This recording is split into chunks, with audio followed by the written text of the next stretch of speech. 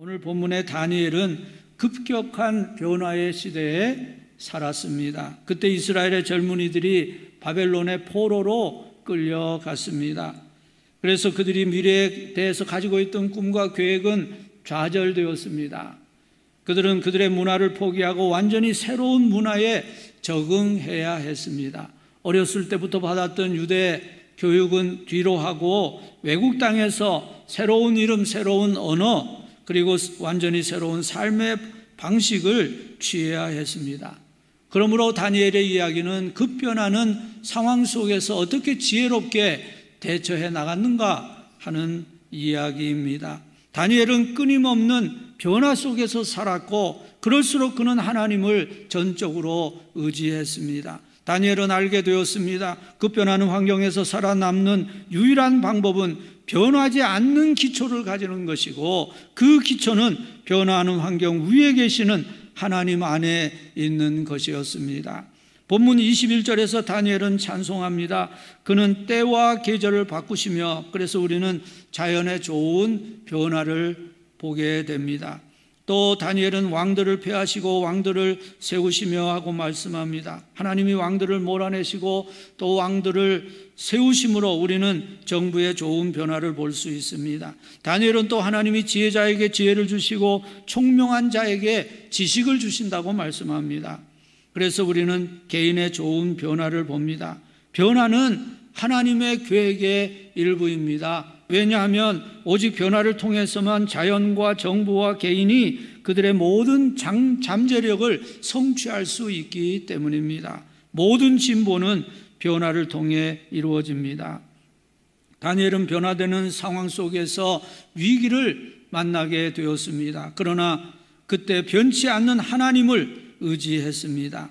왕의 근위대장 아리옥이 다니엘을 채용하기 위해 다니엘의 집에 도착했을 때 다니엘은 왕이 왜 그리 급한 명령을 내렸는지를 물었고 아리옥의 설명을 들은 다음 다니엘은 왕에게 들어가서 왕의 꿈을 알아낼 수 있는 시간적 여유를 달라고 요청했습니다. 느부갓네살 왕은 그 요청을 수락했고 다니엘은 지체하지 않고 왕의 꿈이 무엇이며 그 의미가 무엇인지를 알기 위한 작업에 들어갔습니다. 여러분, 위기를 만난 다니엘은 제일 먼저 기도하는 시간을 확보했습니다. 그것이 본문 16절 말씀입니다. 다니엘이 들어가서 왕께 구하기를 시간을 주시면 왕에게 그 해석을 알려드리리이다 하니라. 다니엘은 기도의 중요성을 알고 있었습니다. 오늘 우리도 기도의 중요성을 이해하는 성도가 되어야 합니다. 기도의 능력을 알고 기도의 보상을 아는 성도가 되어야 합니다.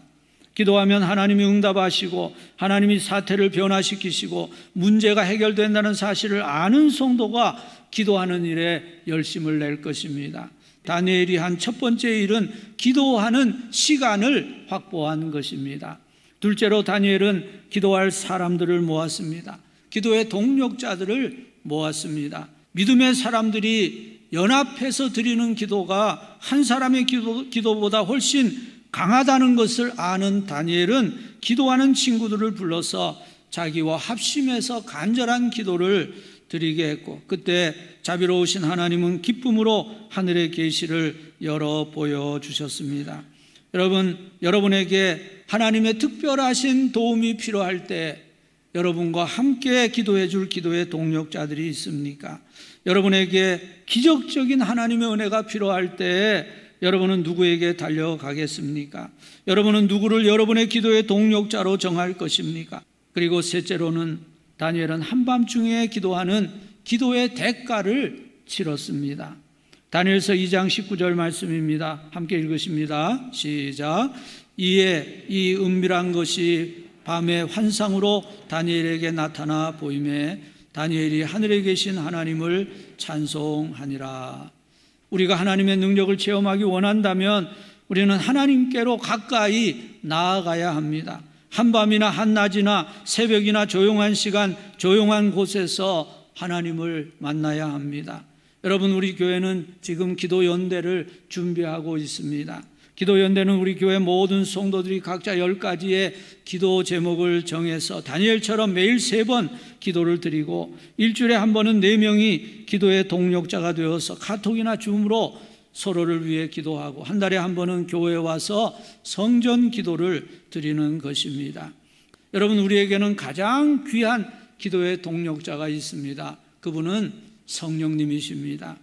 우리가 열심히 기도해도 우리 자신의 기도만으로는 하나님의 뜻을 이룰 수가 없습니다. 그러나 성령님은 하나님이시고 우리를 위해서 그리고 교회를 위해서 가장 좋은 것이 무엇인지를 알고 계십니다. 우리의 기도는 연약하지만 성령님이 함께 하실 때 그 기도는 강력한 기도가 될 수 있습니다. 지금 한국교회는 코로나 사태로 침체에 빠져 있습니다. 우리는 이런 위기 상황을 어떻게 헤쳐나갈 수 있습니까? 하나님께서 이 땅에 코로나 사태를 허락하신 것은 한국교회가 다시금 거룩한 하나님의 교회가 되게 하시려는 하나님의 뜻이 있을 것입니다.